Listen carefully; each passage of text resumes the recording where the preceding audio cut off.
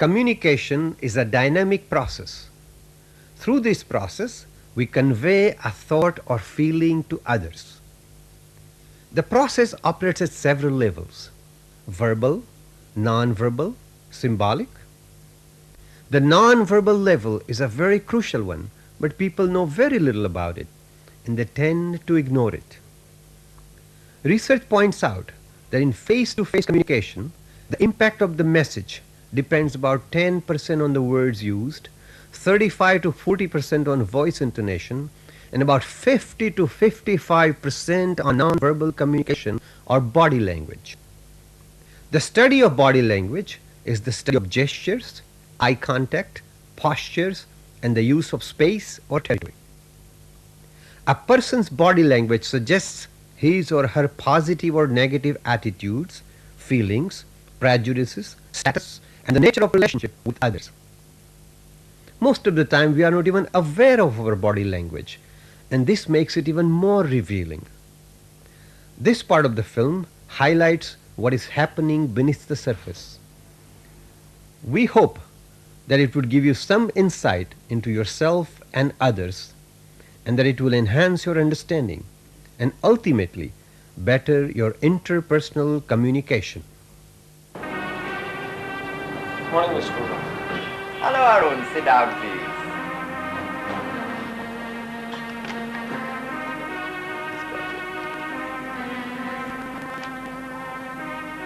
I turned up in the smartest outfit possible. I looked at myself in the mirror. I smelled success, power. But when I walked into the MD's office, he was so very casually dressed. During the interview, I adopted what they call the position of power. I sat erect and quiet. Fidgeting could convey inner weakness. So I sat motionless, my eyes fixed on his in a clear, calm gaze. I was told it works. Do you know how he reacted?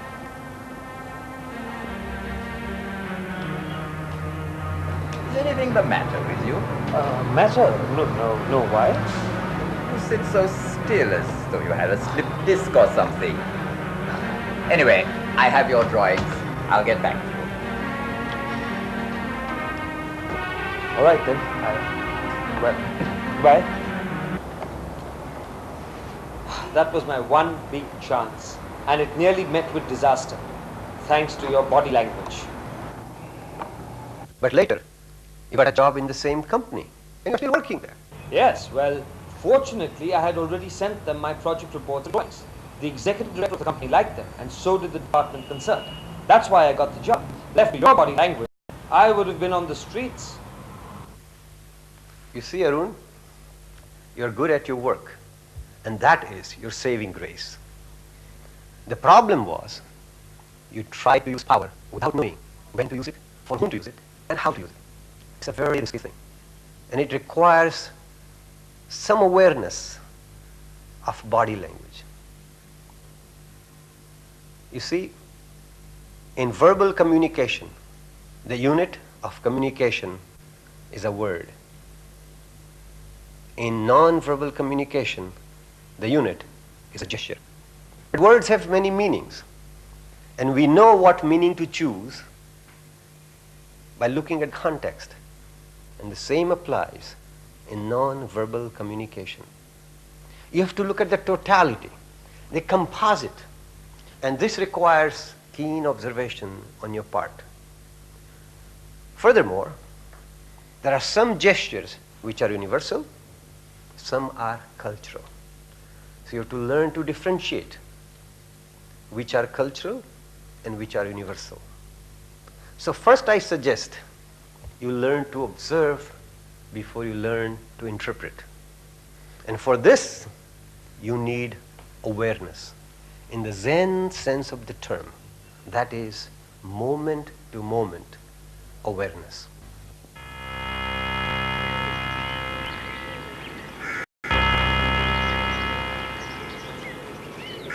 Master, I want to be Zen master like you. All right. But first you must do domestic duties for your master. That is the tradition.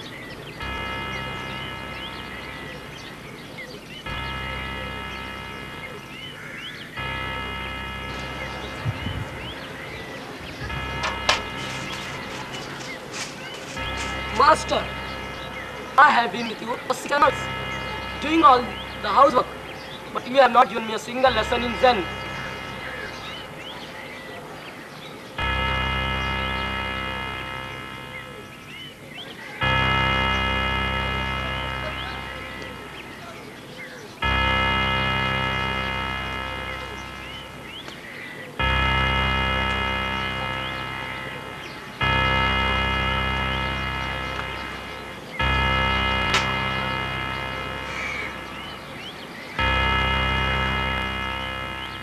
Enough is enough.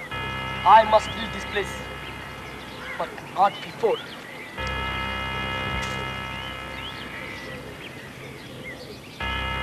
This is lesson number 1. I want you to have reflection, this awareness. Moving the sword, anyone can do. The essence of Zen is the awareness.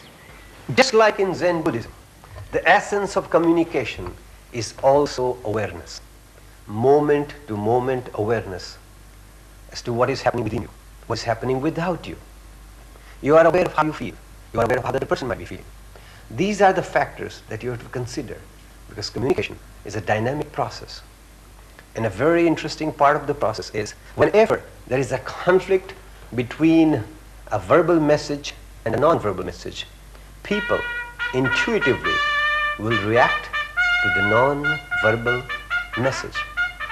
I'm sure, Arun, if you look at your life, you will find such a situation in your daily life.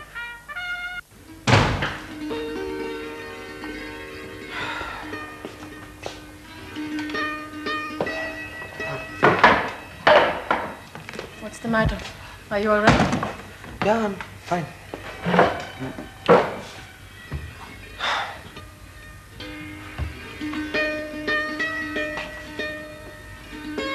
What's the matter? Well, nothing, I'm fine. I'll get you a cup of tea. And some cheese toast. I know you love it. Well, now do you see what I mean, Arun? When there was a conflict between your verbal and non-verbal message, Radha reacted to your non-verbal message. So it's very important that there is a harmony, an agreement between your verbal and non-verbal message for effective communication. Look, I'm already upset today, all right? I nearly blew up a deal. How? Well, there was this man, Mr. Saxena, who comes from Kanpur. We do business with him. Well... Hello, Saxena. Hello, Sharmaji. How are you? I'm very well. How are you? Very fine, sir. Good. And when did you come from Kanpur? Yesterday, sir. Oh, I see. Very good. And when do we start negotiating? Right away. I have a mandate to go ahead the deal. Oh, that's very good. Wonderful, wonderful. I'll tell you what we do. Let's order some coffee, and then after coffee, we'll start negotiating immediately. Right? Hello? Yeah, would you send 2 coffees to the conference room, please? Thank you. Good. Good, good. Come sit. Now, where were we? Right here. Right. I have a list of all the tenders that you've sent, and the moment we compare notes on this one, we can go right ahead. Have you brought your list of tenders with you? Well, I'll have to check out now.